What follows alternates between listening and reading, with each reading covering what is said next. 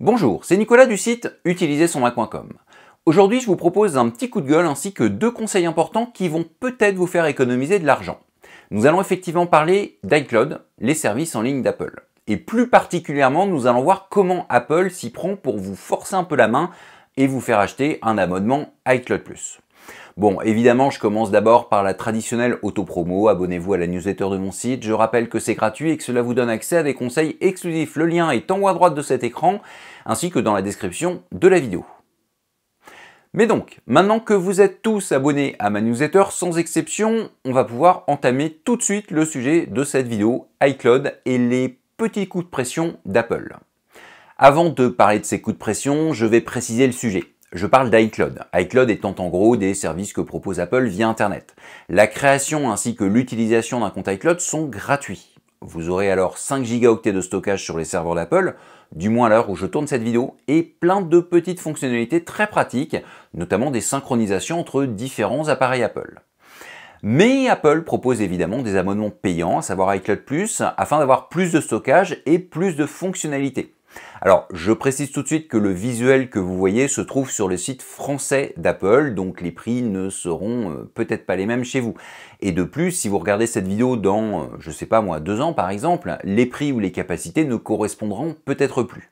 Mais à l'instant T, à savoir à la fin de l'année 2023, et en France, voici les tarifs d'iCloud+.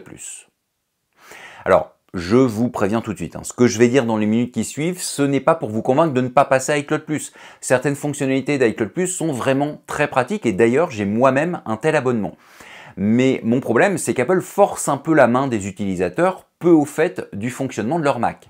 Je m'explique tout de suite en prenant un exemple tout simple, les photos iCloud. Ces photos iCloud, c'est une fonctionnalité d'iCloud, y compris si vous êtes sur la version gratuite d'iCloud, fonctionnalité que beaucoup d'utilisateurs vont trouver très pratique. Alors je ne vais pas vous détailler ce que cela fait, je vous renvoie plutôt vers une ancienne vidéo pour cela. Ancienne vidéo qui détaille les 2 points essentiels pour bien aborder l'app photo sur Mac. Je mets le lien en haut à droite de cet écran ainsi que dans la description de la vidéo actuelle. N'hésitez pas à aller la visionner, surtout si vous avez l'habitude de mettre vos photos dans les dossiers du Finder. Bon, la vidéo vers laquelle je vous renvoie est un peu ancienne, je parle dedans de Photothèque iCloud, mais elle est en fait toujours d'actualité. Toutefois, Apple ne parle plus de Photothèque iCloud, mais plutôt de Photo iCloud. Et lorsque je parle des préférences système, remplacez ça par réglage système. Mais à part ces 2 différences de nom, c'est le même principe. Mais donc, comme je vous le disais, il est parfaitement possible de faire fonctionner les photos iCloud avec un compte iCloud gratuit. Mais 5 Go de stockage, ce sera très vite rempli. Donc en général, j'ai tendance à dire qu'il vaut mieux oublier les photos iCloud avec un compte gratuit. Ça peut se tester. D'ailleurs, mon compte iCloud de démonstration est un compte gratuit.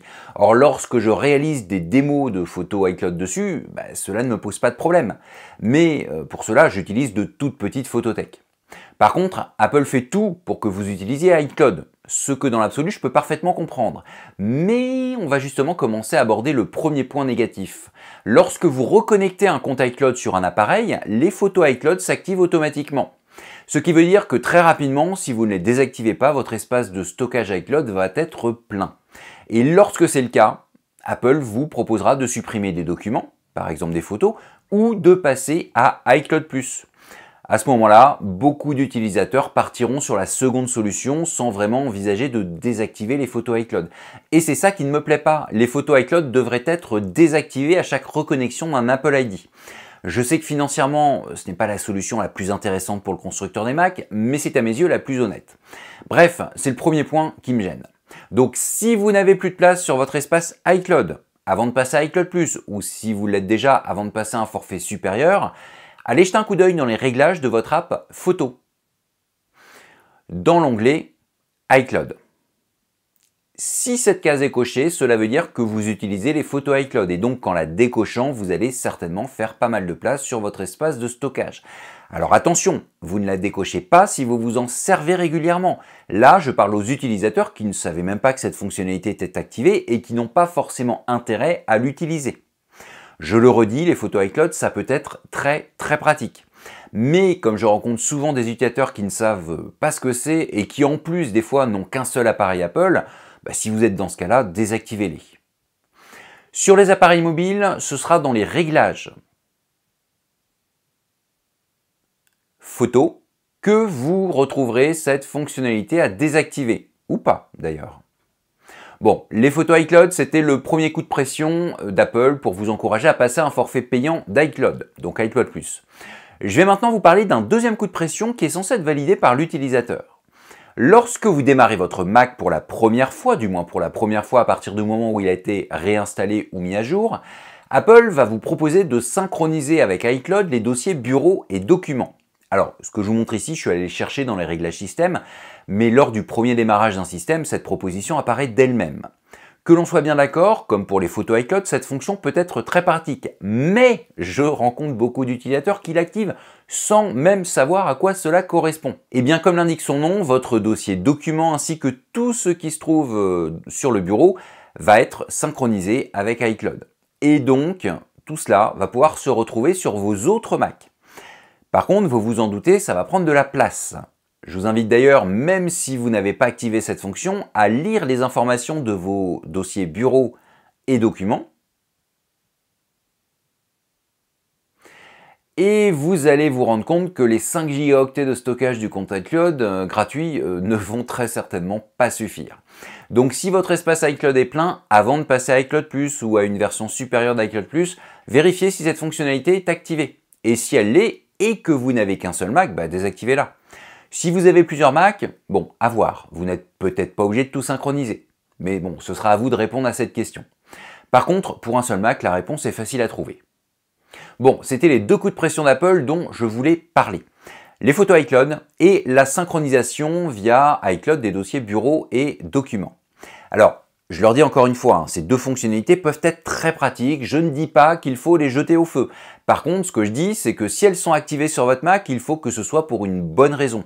En gros, il faut que vous vous en serviez. Car si vous les utilisez, elles occuperont une partie non négligeable de votre espace iCloud et vous obligeront soit à passer un forfait payant iCloud+, soit à augmenter votre forfait iCloud+. Cette vidéo touche à sa fin. Juste pour voir les disparités entre utilisateurs, dites-moi en commentaire quelle taille fait votre photothèque. Je rappelle qu'elle est stockée dans le dossier images de votre utilisateur. Alors à titre personnel, la mienne fait 343 Go, ce qui est très certainement supérieur à la moyenne. Mais j'avoue qu'elle grandit beaucoup moins vite depuis une dizaine d'années. En plus de cette info, comme à chaque fin de vidéo, je vous invite évidemment à la partager au maximum autour de vous et à mettre un petit pouce vers le haut si vous l'avez trouvée intéressante. Abonnez-vous à ma chaîne YouTube et à la newsletter de mon site. J'offre gratuitement aux abonnés de ma newsletter des conseils exclusifs qui ne sont disponibles ni sur le site utilisersonmac.com ni sur la chaîne YouTube correspondante. Si vous ne vous abonnez pas, les photos iCloud s'activeront toutes seules sur votre Mac. Bon, plus sérieusement, je vous donne rendez-vous pour une prochaine vidéo. À très bientôt.